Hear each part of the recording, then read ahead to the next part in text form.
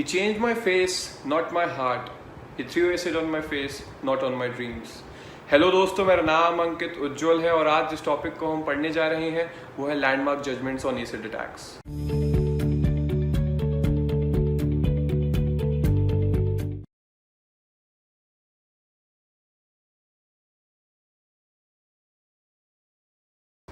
तो दोस्तों, case laws पे जाने से पहले हम जरूर एक बार ये डेफिनेशन देख ले कि एसिड अटैक होता क्या है। तो एसिड अटैक ना दोस्तों इंडियन पीनल कोड 1860 में सेक्शन 326 ए के अंदर आता है। तो ये बेसिकली बोलता ये है ना कि कोई भी व्यक्ति एसिड का यूज करके सामने वाले व्यक्ति को कोई बर्न या कोई डिसेबलमेंट या कुछ भी ऐसा फिजिकल हार्म करता है ना, या तो फिर कोई ऐसा व्यक्ति जो उस व्यक्ति को एसिड को एडमिनिस्टर करता है, एसिड को देता है इस काम के लिए, मतलब एज इन इस ऑफेंस के लिए देता है, तो वो एक्ट ही लायबल होगा। और उसका पनिशमेंट क्या होता है? उसका पनिशमेंट होता है up to 10 years of imprisonment and fine. अब जो यह फाइन होता है ना, वो बेसिकली डिपेंडेंट होता है कि जो विक्टिम है वो उसके जो मेडिकल एक्सपेंसेस होते हैं ना उस पर डिपेंड करता है, उसी के अकॉर्डिंग आपका फाइन डिक्लेयर होता है।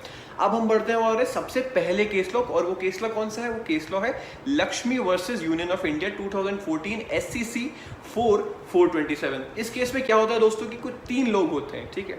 तो ये लक्ष्मी होती है, ये विक्टिम होती है, बेसिकली ये 3 लोग होते हैं। जब ये माइनर हुआ करती थी ना, तो 3 लोग न्यू दिल्ली एरिया में क्या करते हैं कि इसके ऊपर एसिड फेंकते हैं, ठीक है। अब एसिड फेंकते हैं, क्यों फेंकते हैं? क्योंकि तीनों में से ना एक व्यक्ति होता है नईम खान करके, उसने इस लड़की को, जो लक्ष्मी है, उसको शादी के लिए उसने पूछा था और उस लड़की ने उसे मना कर दिया। इस रेज में आके उन्होंने उसके ऊपर एसिड फेंका, ठीक है।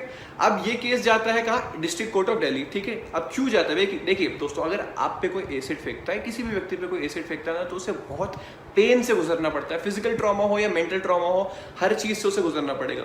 और इतने सब होने के बावजूद, मतलब उस लक्ष्मी की बहुत सारे सर्जरीज हुए, बहुत कुछ हुआ, लेकिन स्टिल वो अपना फेस वापस नहीं पा पाई। क्यों? क्योंकि जो उसका अपर पार्ट ऑफ बॉडी था ना, वो सीवियरली डैमेज था, ठीक है। तो अब ये केस फाइल होता है सेक्शन 307 के अंदर, अटेम्प्ट टू मर्डर। कहाँ फाइल होता है? डिस्ट्रिक्ट कोर्ट ऑफ दिल्ली, ठीक है। अब उसमें क्या होता है, वहां पे इनको कन्विक्शन मिल जाता है, 3 लोग को। फिर क्या होता है कि नेक्स्ट कुछ टाइम बाद इनको दिल्ली हाई कोर्ट की तरफ से इनको बेल मिल जाती है। अब इसको देख के तो जो लक्ष्मी थी, उन्हें लगता है कि इतने एफर्ट जो मैंने लगाए सब वेन में चले गए। तो फिर वो क्या करती है, वो सुप्रीम कोर्ट में एक PIL फाइल करती है। और PIL में इश्यूज क्या रेज करती है? सबसे पहला इशू की availability of acid and rising number of cases.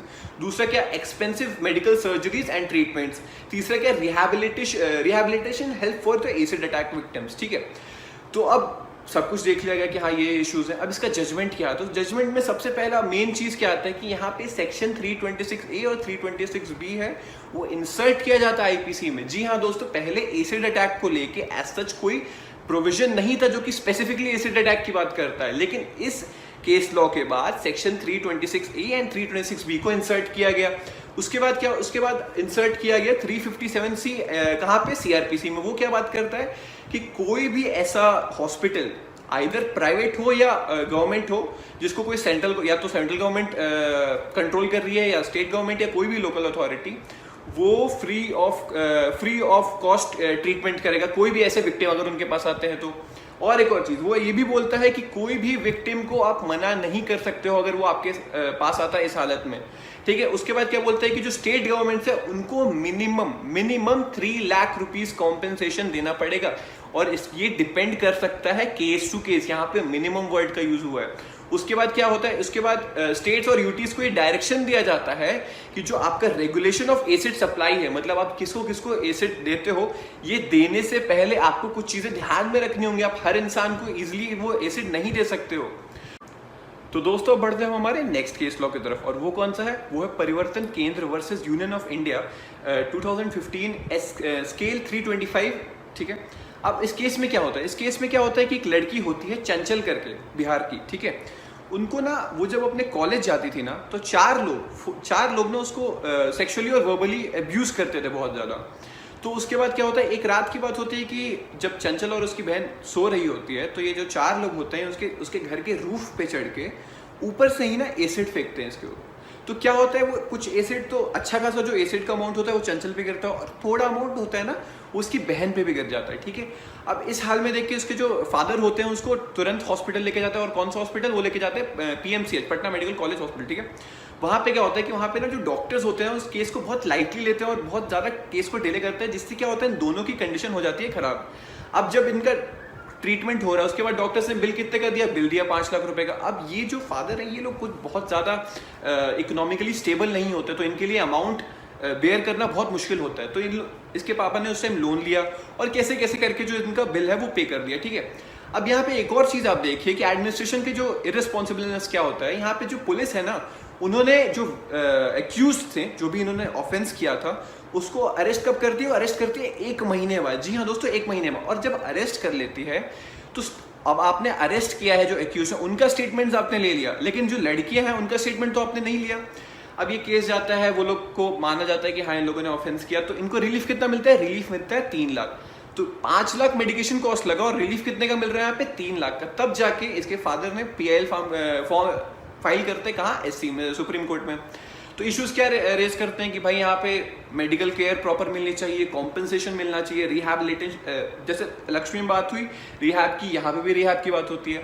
तो यहाँ का जजमेंट क्या आता है, जजमेंट बोलता है कि भाई जो 3 लाख मिनिमम वाला पॉइंट है ना, जो Lakshmi versus union of India में आया था, वो उस केस के लिए आया था, उस पर्टिकुलर केस के लिए आया था। तो ये स्टेट गवर्नमेंट को ये चीज देखनी पड़ेगी कि जब केस जैसा है उस अकॉर्डिंग कॉम्पेंसेट करना है विक्टिम को। अब यहाँ पे अगर 5 लाख उनका मेडिकेशन कॉस्ट आया है और प्लस जो भी अदर चार्जेस हैं, तो ये जरूरी नहीं है कि हर केस में आप 3 लाख देंगे।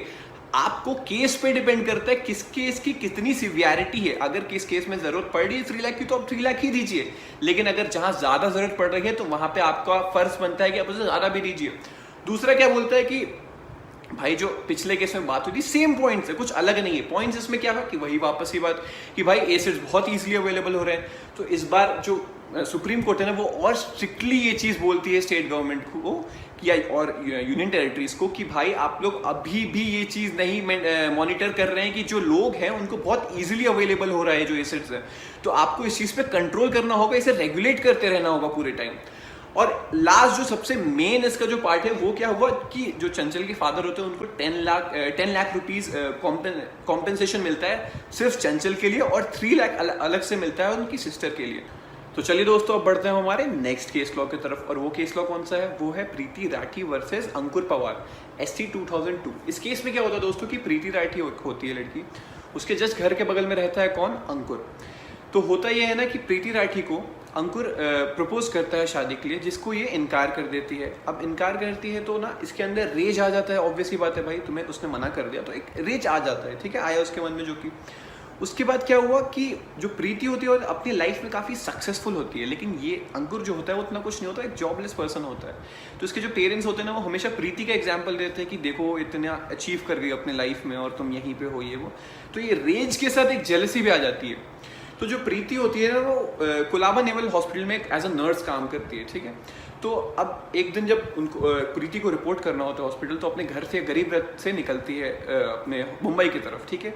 तो बैंड्रा पे उतरती है, तो जैसे ही उतरती है तो उसको पीछे एक टैप आता है, शोल्डर पे एक टैप करता है, तो पीछे मुड़ती है ना, तो जो अंकुर होता है उसके हाथ में एक एसिड का बॉटल होता है, वो एसिड इसके मुंह पे फेंकता है, और उस फेंकने के दौरान एसिड का कुछ पार्ट उसके मुंह के अंदर चला जाता है, जो कि वो स्वॉलो कर लेती है। अब स्वॉलो क्या करती है, अब करती है तो इसको जल्दी से कैसे कैसे करके हॉस्पिटल पहुंचाया जाता है। हॉस्पिटल पहुंचाने के बाद इसकी ट्रीटमेंट्स होती है, ट्रीटमेंट के दौरान इसकी डेथ हो जाती है। तो दोस्तों देखिए, एक मिडिल क्लास फैमिली से आप होते हो ना, तो कुछ चीज़ें आपके दिमाग में हमेशा रहती हैं, चाहे आप normally day to day life में या आप कहीं पे एडमिट हो। आप देखिए ये जो लड़की थी ना, वो पूरे टाइम अपने ट्रीटमेंट के दौरान ये 3 चीज़ों के बारे में बहुत ज़्यादा स्पेसिफिकली डिफाइन करती है। पहले बोलती है कि क्या मेरी जॉब है, उसको डर लगता है कि अगर वो इससे ठीक भी हो जाए, मान लीजिए अगर वो ठीक भी हो जाए, तो क्या इसके बाद उसकी कोई लाइफ रहेगी, उसकी जो जॉब है जिस पे उसका पूरा घर बसा है, जो सब पूरा घर डिपेंडेंट है, तो है या नहीं है।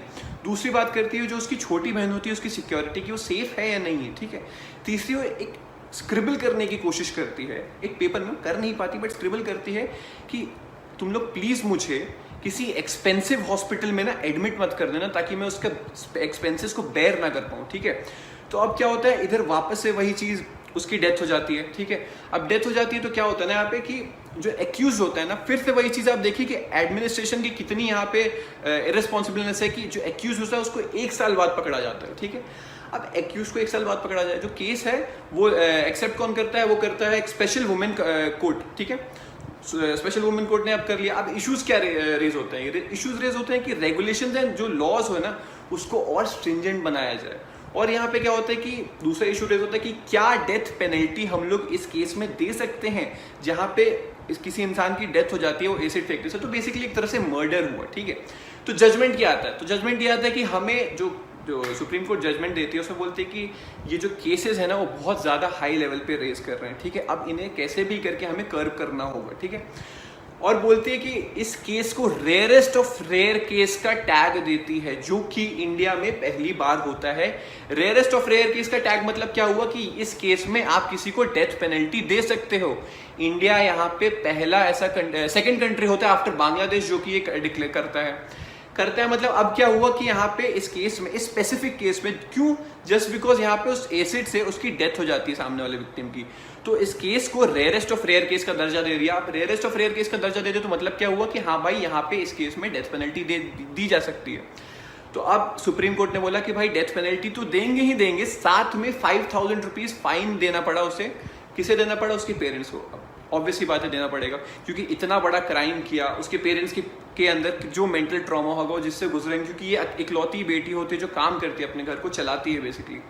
तो डेथ पेनल्टी भी मिली और यहाँ पे फाइन भी देना पड़ा। तो दोस्तों आई होप आपको ये वीडियो पसंद आया होगा, तो थैंक यू सो मच।